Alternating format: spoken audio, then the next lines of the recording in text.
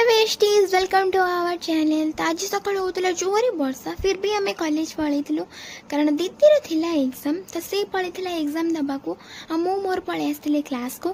Class सरला पर मो पानी बोतल भरी किसी बिस्किट खाई मेडिसिन कारण मो देह टिके खराब थिला।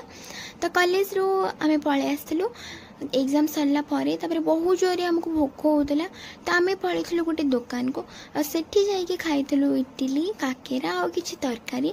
तो सेठी दिजण पेटे खाई सारा पर किसी कोल्ड ड्रिंक्स पीवा इच्छा है। तापर आम पलि आसलु आ गोटे दुकान को।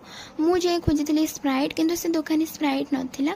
तो सी आमको देते मैंगोर दुटा कोल्ड ड्रिंक्स। तो से दुटा को आम दिजण पी देलु। पी सारापर आम सीधा पलि आसलु घर को आसला बेले गोटे चिन्हा दुकान से दिजण आमको देते दुटा मिठा आ दीदी तार मागणा पाई देखु केमती खाऊँगी किंतु मत भोक नाला। मुझे पलि आसली घर को आस सारा पर जन बहुत ही टायर्ड हो जाइलु। तो ड्रेस चेंज कर सीधा जमा डेरी नक पलि जाइलु लंच करने को। लंच कर सारा पर आम सन्धारे किसी जलखिया खाइलु आ जलखिया खाई सारा पर मुझे डालिंब खाई कारण मो देह टे खराब थिला। राति डिनर आम खाइलु चकुली पिठा सांग को किसी सिमेई